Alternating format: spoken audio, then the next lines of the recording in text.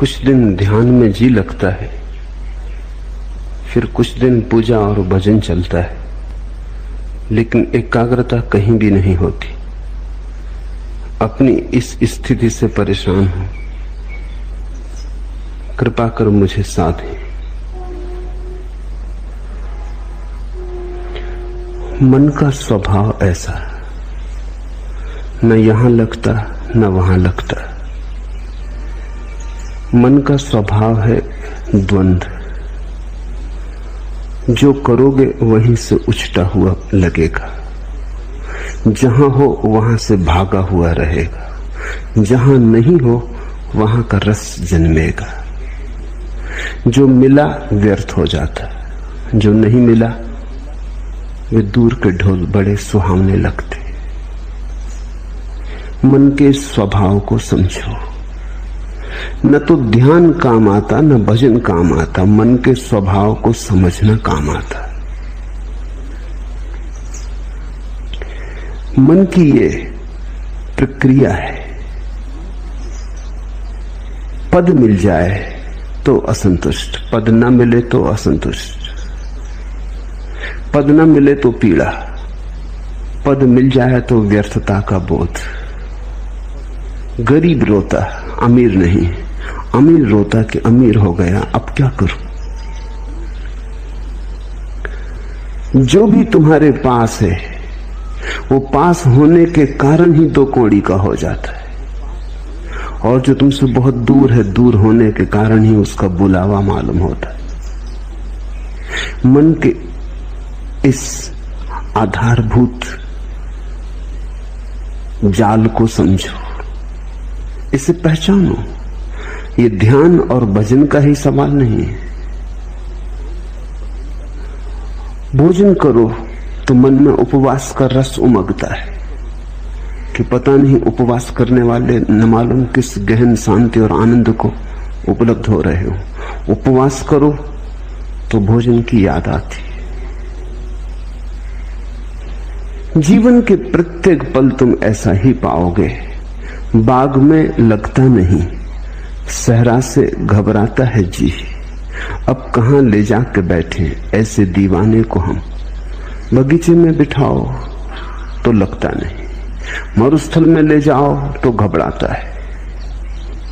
बाग में लगता नहीं, सहरा से घबराता है जी। अब कहां ले जाके बैठे ऐसे दीवाने को हम।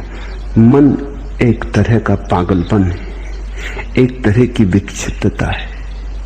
मन से मुक्त होना ही मुक्ति है, मन के पार होना ही स्वस्थ होना है।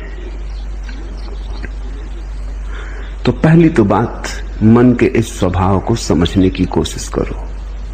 अक्सर लोग समझने की कम कोशिश करते हैं, छुटकारा पाने की ज्यादा कोशिश करते हैं, और छुटकारा बिना समझे कभी नहीं। तो तुम्हारी आकांक्षा यह होती कैसे झंझट मिटे,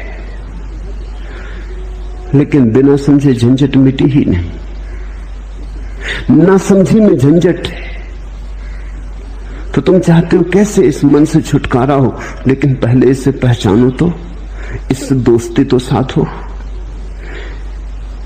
इससे परिचय तो बनाओ, इसके कोने कांतर तो खोजो, दिया तो जलाओ कि इसके सारे स्वभाव को तुम ठीक से देख लो। उस देखने में, उस दर्शन में, उस साक्षी भाव में ही तुम पाओगे विजय की यात्रा पूरी होने लगी। जिस दिन कोई मन को पूरा समझ लेता, उसी दिन मन विसर्जित हो जाता। जैसे सूरज के उगने पर ओस कण तिरोहित हो जाते, ऐसे ही बोध के जगने पर मन तिरोहित हो जाता। जैसे दिए के जलने पर अंधेरा नहीं पाया जाता, ऐसे समझ के, प्रज्ञा के दिए के जलने पर मन नहीं पाया जाता। तो मन से लड़ो मत। पहली बात, लड़ने का अर्थ ही ना समझिए। लड़के कभी कोई जीता? तुमने यही सुना है कि जो लड़े वो जीते। मैं तुमसे कहता हूं, लड़के कोई कभी जीता? समझ के जीत होती। लड़ने वाले तो ना समझे। लड़ोगे किससे? छायाओं से लड़ रहे हो। जैसे कोई अपनी छाया से लड़ने लगे, खींच ले तलवार, करने का लगे हमला, परिणाम क्या होगा? छाया कटेगी। परिणाम यही होगा, खुद ही थकेगा। और डर है कि छाया से लड़ने में कहीं अपने हाथ पैर न काट ले, क्रोध में, उबाल में पागल न हो उठे, कहीं ऐसी घड़ी ना आ जाए कि विक्षिता में अपने को ही काट ले। अक्सर मन के साथ लड़ने वाले ऐसी ही स्थिति में पड़ जाते। मन तुम्हारा है, तुम्हारी छाया है नहीं, बस छाया जैसा है। रोशनी बढ़ाओ, थोड़े जाग के मन को समझो। जब ध्यान करो मन कहे भजन में, तो जरा जाग के देखो, एक तरफ खड़े होकर देखो कि मन क्या कह रहा है। जब भजन करो और मन कहे ध्यान लगाओ, तब जाग के देखो कि मन क्या कह रहा है। इसकी चालबाजियां पहचानो, इसकी कूटनीति पहचानो। मन बड़ा राजनीतिज्ञ है, ये तुम्हें भटकाए रहता है, ये तुम्हें चलाए रहता है। और तुमने ध्यान करके भी देख लिया, वहां भी नहीं लगा, और तुमने भजन करके भी देख लिया, वहां भी नहीं लगा। तो अब ये तो समझो कि मन कहीं लगेगा ही नहीं। मन का लगना धर्म नहीं, ना लगना मन की आदत है। कहीं लगता नहीं, जो नहीं लगता वही मन है। तो अब जब मन तुमसे कहे कि ध्यान करो, क्या भजन में पड़े हो, तो जाग के देखना कि ये फिर वही मन जो कहीं नहीं लगता, भजन में भी नहीं लगा था। तब इसने कहा था ध्यान करो, अब कहता है भजन करो। पहले कहा संसार में उलझे रहो, फिर कहा संन्यास ले लो। अब संन्यास में भी नहीं लगता, कहता है संसार में लौट चलो। इस मन को जरा देखना। कुछ करने की बात नहीं है, सिर्फ शांत भाव से देखना। तुम्हारे देखने में ही तुम पाओगे मन गिरने लगा, तुम पर उसकी पकड़ जाने लगी, तुम पर पकड़ छूट जाए, तुम थोड़े शिथिल हो जाओ मन के पास से, तुम थोड़े बाहर सरकने लगो। न तो ध्यान से घटती है बात, न भजन से घटती है, समझ से। इसलिए समस्त धर्मों का सार है जागरूकता।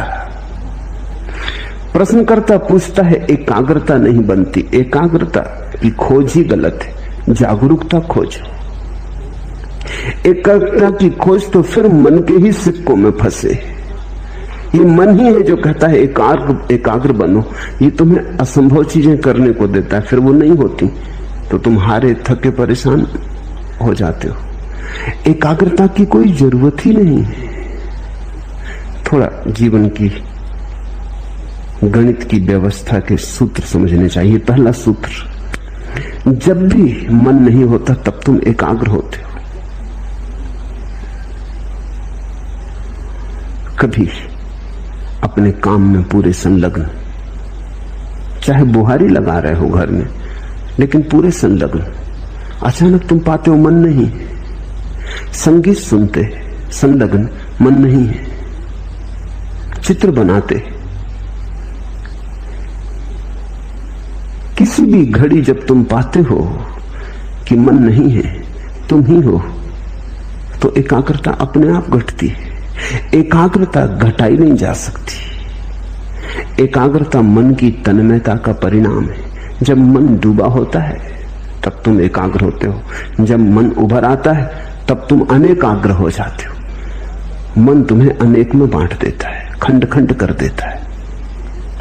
अब तुम चेष्टा कर रहे हो एकाग्र होने की। एकाग्र होने की चेष्टा और झंझट लाएगी, क्योंकि करोगे किससे चेष्टा तुम एकाग्र होने की? मन से ही करोगे।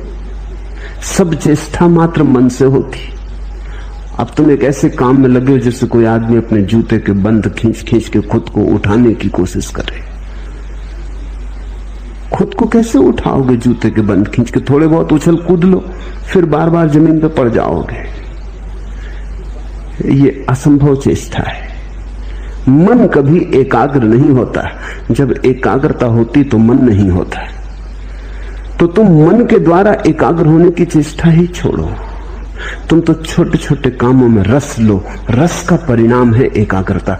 बुहारी लगाओ तो ऐसे लगाओ जैसे भगवान के मंदिर में लगा रहे हो, चाहे घर तुम्हारा ही हो, है तो भगवान का ही मंदिर। भोजन करो तो ऐसे ही करो जैसे भगवान को ही भोग लगा रहे हो। भोजन तो तुम ही कर रहे हो, लेकिन अंततः तो भगवान को ही लग रहा भोज। वही तो तुम्हारे भीतर आके भूख बना, उसी ने तो तुम्हारी भूख जगाई, वही तो तुम्हारे भीतर भूखा है, उसके लिए तो तुम भोजन दे रहे हो। रस जगाओ, एकाग्रता की बात मत उठाओ। रस का सहज परिणाम एकाग्रता है। जो करते हो उसे रसपूर्ण ढंग से करो, उसमें डुबकी लो। छोटे और बड़े काम नहीं है दुनिया में, जिस काम में तुम डुबकी ले लो वही बड़ा हो जाता है। बुहारी लगाने में डूब जाओ, वही बड़ा हो जाता है। कबीर कहते हैं, खाऊं पियूं सो सेवा, उठूं बैठूं सो परिक्रमा। मेरा उठना ही बैठना उस परमात्मा की परिक्रमा है, और जो मैं खाता पीता हूं यही उसकी सेवा है। रस, मेरे देखे अधिक लोगों के जीवन का कष्ट यही है कि वो जीवन में कहीं भी रस नहीं ले रहे हैं। जो भी कर रहे हैं बेमन से कर रहे हैं क्योंकि करना है, खींच रहे हैं। जैसे बैलगाड़ी में जुते बैल, ऐसा जीवन को खींच रहे हैं, नाचते हुए, उमंग से भरे हुए नहीं। अगर तुम कोई ऐसे काम में लगे हो जिसमें तुम रस ले ही नहीं सकते तो बदलो वो काम। कोई काम जीवन से ज्यादा मूल्यवान नहीं। अक्सर ऐसा हुआ है, हो रहा है कि लोग ऐसे काम में उलझे हैं जो उनमें रस नहीं जगाता। किसी को कवि होना था, वो जूते बेच रहा है, बाटा की दुकान पर बैठा है, और जिसको बाटा की दुकान पर बैठ रहा था वो कविता कर रहा है, तो उसकी कविता में जूते की पालस की गंध आती आएगी ही।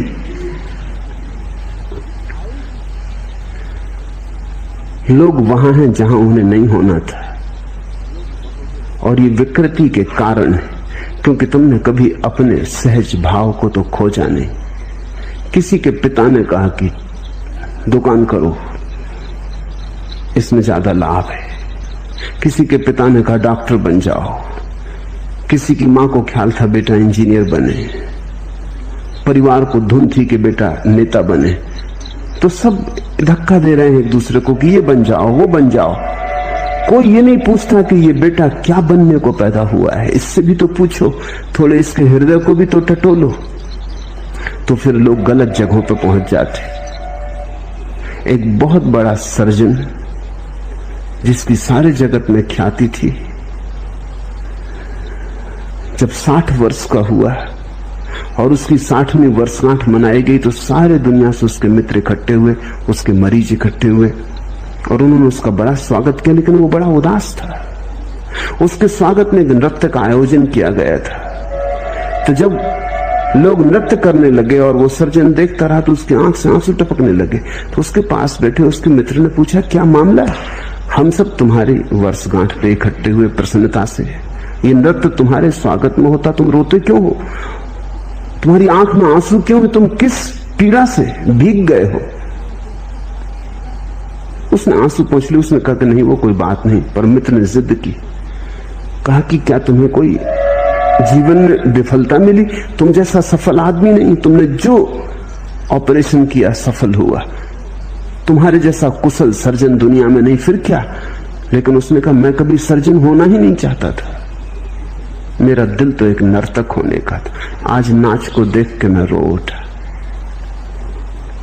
मैं छोटा मोटा नर्तक होता, कोई मुझे न जानता तो भी मेरी तृप्ति होती। आज मैं दुनिया का सबसे बड़ा सर्जन, लेकिन मेरी कोई तृप्ति नहीं। मेरी नियत ही मुझे न मिली। तो आज भी जब मैं किसी को नाचते देखता हूं तो बस मुझे याद हो आती। तुम अपनी जिंदगी को गौर से देखो। पहली तो बात, जो कर रहे हो उसमें रस लेने की कोशिश करो। हो सकता है तुमने रस का अभ्यास नहीं किया, तुम्हें किसी ने सिखाया ही नहीं कि रस का अभ्यास कैसे करना। रस के अभ्यास का पहला सिद्धांत है कि जो भी कर रहे हो इसका परिणाम मूल्यवान नहीं है। तुम्हें यही सिखाया गया कि परिणाम मूल्यवान है। तुम करते हो उससे 10 रुपए मिलेंगे कि 1000 रुपए कि लाख रुपए मिलेंगे। लाख रुपए में मूल्य है, परिणाम में मूल्य है। रस का सिद्धांत है जो तुम कर रहे हो वो अपने आप में मूल्य है, अंतर्निहित है मूल्य। 1000 मिलेंगे 10,000 मिलेंगे वो बात गौण है। करने में जो डुबकी लगेगी वही बात महत्वपूर्ण है। अगर डूब गए तो मिल गए करोड़ों, अगर न डूबे और करोड़ों भी मिले तो कुछ भी न मिला। वो समय व्यर्थ गया जो बिना डूबे गया, वो दिन व्यर्थ ही बीते जो बिना डूबे बीते। जब रस धार न बही तो तुम जिए न जिए बराबर। रस विमुग्धता में ही जीवन है। तो पहली तो बात, जो कर रहे हो, तुमसे नहीं कहता कि जल्दी बदलने में लग जाना, क्योंकि हो सकता है तुम अपना काम भी बदल लो और रस ना आए, क्योंकि रस आने की तुम्हारी आदत ही ना रही हो, तुमने रस बनाने की बात ही ना बनाई हो। तो पहले तो जो कर रहे हो उसमें रस लेने की कोशिश करना। 100 में 50 मौके तो ऐसे हैं कि तुम उसी में रस ले पाओगे। रस लेते ही एकाग्रता हो जाएगी। देखा स्कूल में छोटे बच्चे पढ़ते, बाहर चिड़िया गुनगुनाने लगी गीत, बच्चा एक तक होकर सुनने लगता है। शिक्षक डंडा पीटता है टेबल पर कि यहां ध्यान दो, एकाग्रता करो। एकाग्रता बच्चा कर ही रहा है, मगर शिक्षक में नहीं कर रहा। ये बात सच है। ये ब्लैक बोर्ड पर नहीं कर रहा, ब्लैक बोर्ड पर लिखे अक्षरों पर नहीं कर रहा। लड़का तो एकाग्रता कर ही रहा है, एकाग्रता तो हो ही रही। वो जो चिड़िया गीत गा रही वो उसे सुन रहा है। शिक्षक कहता एकाग्रता करो, मन को ऐसा विचलित मत करो। बात बिल्कुल गलत कह रहा है शिक्षक। शिक्षक उसके मन को विचलित करने की कोशिश कर रहा है। वो एकाग्र है। अगर कोई बाधा न दे तो ये सारा संसार थोड़ी देर के लिए मिट जाएगा। वो चिड़िया की गुनगुनाहट होगी, उसका गीत होगा, इस बच्चे की भावदशा होगी। और ये एक बात सीख लेगा रस की। रस चूंकि उसे चिड़िया के गीत में आ रहा है इसलिए एकाग्र हो गया है। उसी कक्षा में ऐसे बच्चे भी होंगे जिन्हें रस गणित के सवाल में आ रहा है, वो वहां एकाग्र हो गए। हमें लोगों को एकाग्रता नहीं सिखानी चाहिए, उनका रस देखकर उन्हें दिशा देनी चाहिए। जो बच्चा गणित को सुन के एकाग्र हो गया, बाहर भौंकते कुत्ते, लड़ती बिल्लियां, गीत गाती चिड़ियां, रास्ते पे बैठे मदारी की बीन कुछ नहीं सुनाई पड़ती, ये बच्चा आइंस्टीन होने को पैदा हुआ है।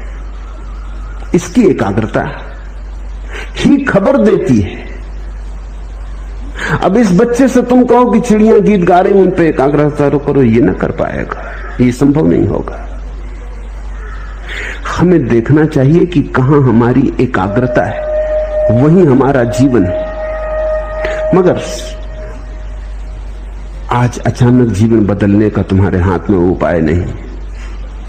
आज तो पहचानने का भी उपाय नहीं कि कहां तुम्हारी एकाग्रता होती। तुम तो भूल ही गए, तुम्हारे जीवन की सारी व्यवस्था उल्टी सीधी हो गई।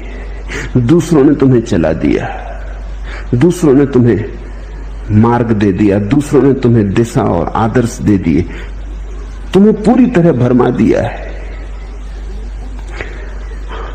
पहले तो जो काम कर रहे हो उसमें रस लेने की आकांक्षा जगाओ। जो काम कर रहे हो उसे इतने भाव से करो, इतनी मगनता से करो कि उससे अतिरिक्त ऊर्जा बचे ही नहीं विघ्न बाधा डालने को। एकाग्रता का और क्या अर्थ होता है? एकाग्रता कोई जबरदस्ती थोड़ी, एकाग्रता बड़ी स्वाभाविक घटना है। अब तुम यहां मुझे सुन रहे हो, जिनको मेरी बात में रस आ रहा है वो एकाग्र है। एकाग्रता कर थोड़ी रहे हो, एकाग्रता हो रही है, इसे समझने की कोशिश करो।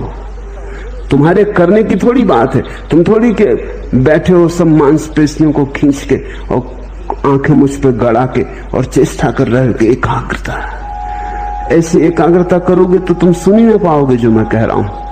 एकाग्रता सहज है, तुम्हें रस आ रहा है, उसी रस कारण तुम चल आए हो, उसी रस के कारण तुम रोज चलते आए हो, वही रस तुम्हें लाता रहा है। रस है तो एकाग्रता है, तो तुम रस को जगाओ, एकाग्रता की बात ही छोड़ दो। अगर रस जगे ही ना तो फिर समझो, फिर हिम्मत करो, साहस करो, बदलो उस व्यवस्था को जिसमें रस नहीं जगता। हो सकती वो व्यवस्था तुम्हारे लिए नहीं। तो दरिद्र हो जाना बेहतर है समृद्ध होने की बजाय। सड़क का भिखारी हो जाना बेहतर है सम्राट होने की बजाय, अगर रस आ जाए, क्योंकि रस ही सम्राट बनाता है। तो कभी कभी तुम किसी भिखारी के चेहरे पर ऐसी आभा देखोगे जो सम्राटों के चेहरों पर नहीं दिखती। रस विमुग्ध है, वो अपने काम में लीन है। रथचाइल्ड ने अपनी आत्मकथा में लिखा है कि एक भिखारी आया, 5 बजे सुबह उसका दरवाजा खटखटाने लगा। वो बड़ा नाखुश हुआ। 5 बजे सुबह नींद से भरे उसको उठाया। वो बड़ा झल्लाता हुआ बाहर आया। ऐसे वो देना पसंद करता था, दान उसका रस था। लेकिन ये कोई वक्त है? तो उसने भिखारी को कहा, सुनो जी, ये कोई समय है? भिखारी ने कहा कि आप भी सुनो, आप बैंकिंग का धंधा करते हो, मैं कोई सलाह तो देता नहीं, ये हमारा धंधा है, इसमें हम सलाह किसी की मानते नहीं। रथचाइल्ड ने प्रकाश जलाया कि इस आदमी को देखना चाहिए जो दुनिया के बड़े से बड़े करोड़पति को कह सकता है कि सुनो, तुम बैंकिंग का धंधा करते हो, हम तुम्हें कभी सलाह देते नहीं, हमारी सलाह का कोई मतलब भी नहीं, क्योंकि हमें कोई अनुभव भी नहीं, तुम हमें सलाह मत दो, हम जन्मजात भिखारी। उस आदमी के चेहरे को देखा, वो बड़ा प्रसन्न आदमी था। रथचाइल्ड ने लिखा, मैं मंत्र मुक्त हो गया। ये हिम्मत भिखारी की नहीं, सम्राट की होती। रथचाइल्ड को ऐसा कहना जिसके पास भीख मांगने आए कि चुप, सलाह मत देना, मेरे धंधे को मैं भली भांति जानता हूं।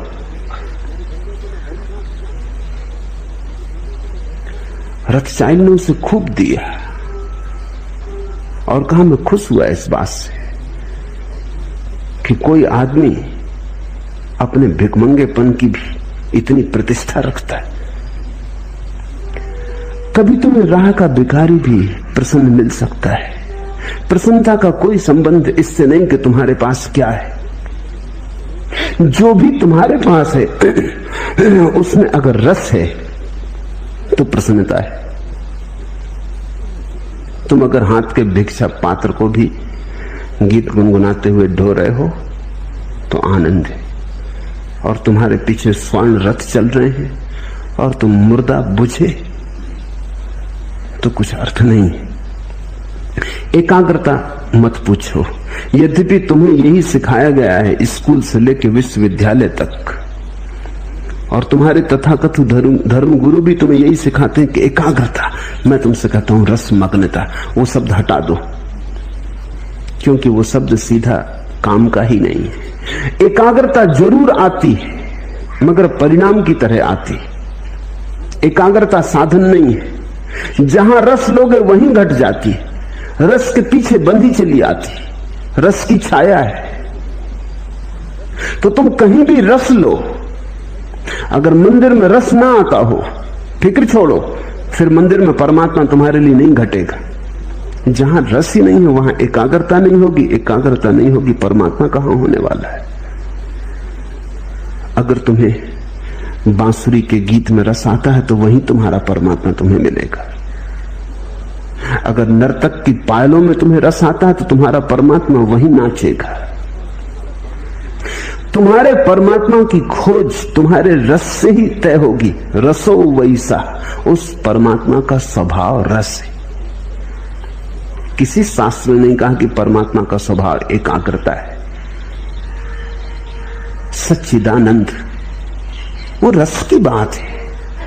तुम्हें जहां आ जाए रस, जहां आ जाए आनंद, जहां उमंग उठे, जहां तुम खिल उठो, फिर वो कुछ भी हो, चाहे खेल हो, तो प्रार्थना बन गई। और ऐसे तुम बैठे बैठे प्रार्थना करते रहो, भजन करते रहो, ध्यान करते रहो, और रस उमगे नहीं, मेघ मलार बजे नहीं, हृदय गुनगुनाए नहीं। ऐसे तुम करते चले जाओ जबरदस्ती, यंत्रवत। करनी चाहिए कर्तव्य बस। लोग कहते हैं इससे रस मिलेगा इसलिए कर रहे हैं, नहीं, जहां रस मिलता है वहीं परमात्मा आता है। इसलिए मैं तुमसे कहता हूं कि मेरे पास तुम्हें देने के लिए कोई अनुशासन नहीं है, क्योंकि अनुशासन कोई भी होगा पराया होगा, दूसरे का होगा। तुम्हें अपना अनुशासन खोजना पड़ेगा। प्रत्येक व्यक्ति को अपना मार्ग खोजना पड़ेगा। मैं इशारे देता हूं, इशारों से तुम अपना मार्ग समझने की कोशिश करो। कबीर ज्ञान को भी उपलब्ध हो गए तो भी कपड़ा बुनते रहे। जुलाहापन उन्होंने छोड़ा नहीं। किसी ने पूछा कि अब तो आप बंद करें, कभी सुना नहीं कि कोई बुद्ध पुरुष और कपड़े बुनता रहा और जुलाहा बना रहा और बाजार में कपड़े बेचने जाता रहा, आप तो छोड़ो। लेकिन कहते हैं कबीर ने कहा, इसी कपड़े के बुनने ने तो मुझे परमात्मा से मिला है, इसे कैसे छोड़ दूं? ये मेरी प्रार्थना, ये मेरी पूजा, ये मेरी अर्चना। झीनी झीनी बीनेरी चदरिया, वो जुलाहे का गीत है, कोई और दूसरा तो गा भी नहीं सकता। बुद्ध कैसे गाएंगे? बुद्ध ने कभी चदरिया बीनी नहीं, उन्हें कुछ पता भी नहीं। महावीर कैसे गाएंगे? चदरिया थी वो भी छोड़ दी। उनसे तो पूछो कैसी छोड़ी रे चदरिया, तो बता सकते। लेकिन कबीर ने बुन बुन के पाया। वो ताने बाने चादर के बुनते बुनते उनका ध्यान फला, वहीं रस विमुक्त हुए। पर कैसे पाया उन्होंने?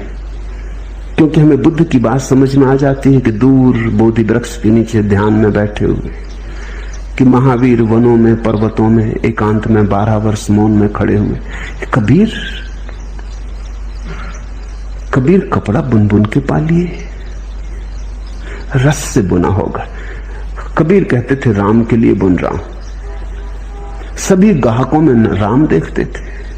जब अपना कपड़ा बुन के वो काशी के बाजार में बेचने जाते, कोई मिल जाता रास्ते में, कहां जा रहे हो? तो वो कहते राम आए होंगे, उनको जरूरत है, कपड़ा बुन के लाया हूं, बड़ा बढ़िया बुना है, राम को देने जा रहा हूं। जब कोई ग्राहक उनसे कपड़ा खरीदता तो वो कहते संभाल के रखना राम, बड़ी मेहनत से बुना है, बड़े रस से बुना है। कपड़ा ही नहीं है, पीढ़ी दर पीढ़ी चले ऐसी मजबूती से बुना है। अपने प्राण उंडेले। तो जिसको ग्राहक में राम दिखाई पड़े, अब उसे किसी बोधि वृक्ष के नीचे जाने की जरूरत न रही। सभी लोग बोधि वृक्ष के नीचे जा भी नहीं सकते, और अच्छा है कि जाते नहीं तो बड़ी झंझट खड़ी हो जाए। एकाध बुद्ध बोधि वृक्ष के नीचे बैठता है, चलता है। एकाध महावीर मौन खड़ा हो जाता है, चलता है। लेकिन सभी ऐसे खड़े हो जाएं तो जीवन बड़ा विरस हो जाएगा। अधिक को तो कबीर जैसा होना पड़ेगा, अधिक को तो गोरे जैसा होना पड़ेगा। गोरा कुम्हार बस घड़े बनाता रहा, और घड़े बनाते बनाते खुद को भी बना लिया।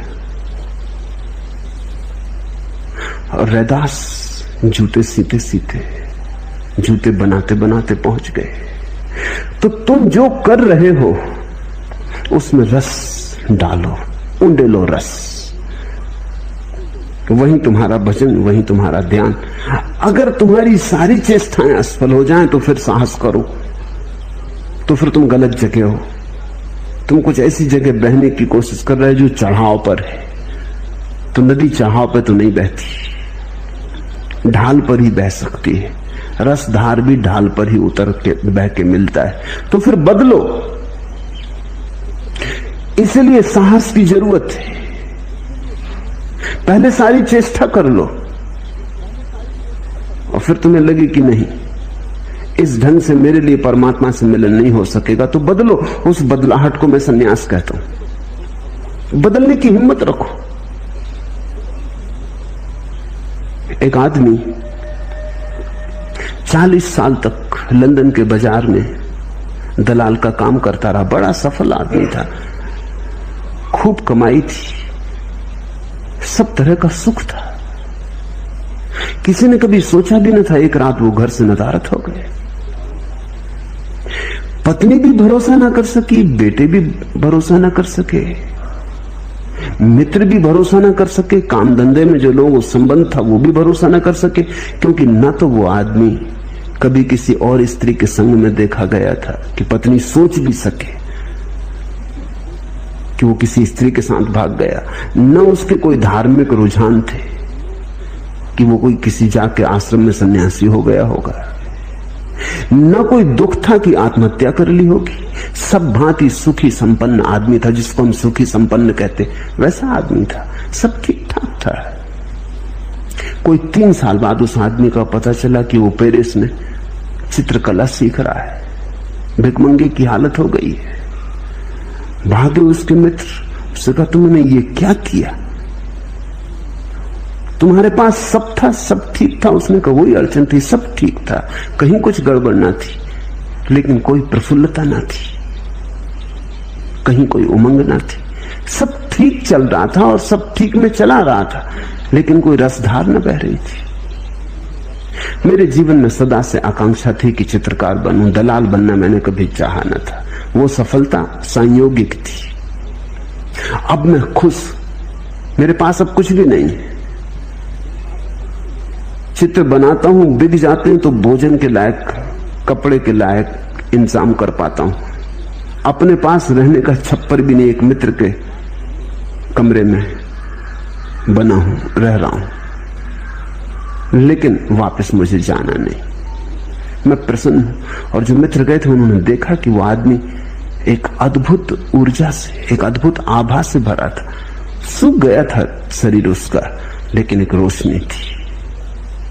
उसने कहा मैं किसी से नाराज नहीं, मेरी पत्नी को कहना मैं किसी से नाराज नहीं, सब ठीक था।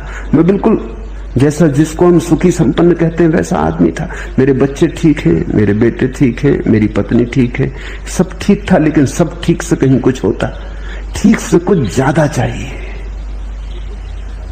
ठीक से क्या होगा, ऐसे तो ठीक ठीक ठीक और मर जाएंगे। सुविधापूर्वक जी लिए और मर गए, नाच तो पैदा ही ना हुआ, जीवन में फूल तो खिले ही नहीं, लौटा नहीं वापस। बड़ा चित्रकार बन गया। इसे मैं सन्यास कहता हूं। न उसने गैरिक वस्त्र पहने, न वो किसी आश्रम में गया, लेकिन इसे मैं सन्यास कहता हूं। सन्यास का अर्थ हुआ साहस इस बात का कि अगर दिखाई पड़े कि मेरा जीवन मरुस्थल में खोया जा रहा है, तो अपनी राह बदल लेने की, चाहे कोई भी कीमत चुकानी पड़े। आदमी कमजोर है, वो सुविधा से जीता है। चाहे कुछ ना मिले, लेकिन सुविधा तो है, सुरक्षा तो है, कुछ ना मिले। इसलिए ये सारे प्रश्न उठते हैं कि एकाग्रता कैसे सधे।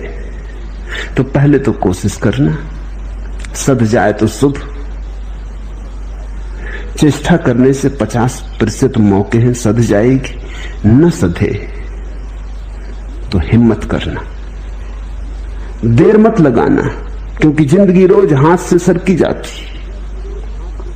जिंदगी उन्हीं की है जो हिम्मत से जिंदगी को बदलने के लिए तैयार होते, नहीं तो जिंदगी बह जाती चिकने घड़े के ऊपर, जैसे वर्षा का जल बह जाता, कुछ भरता करता नहीं, या उल्टे घड़े पर जैसे वर्षा गिरती रहती, टप टप बहुत आवाज शोरगुल मचता, लेकिन घड़ा खाली खाली रहता, उल्टा रखा है। तो जरा गौर से देखना, तुम्हारा घड़ा अगर भरता ना हो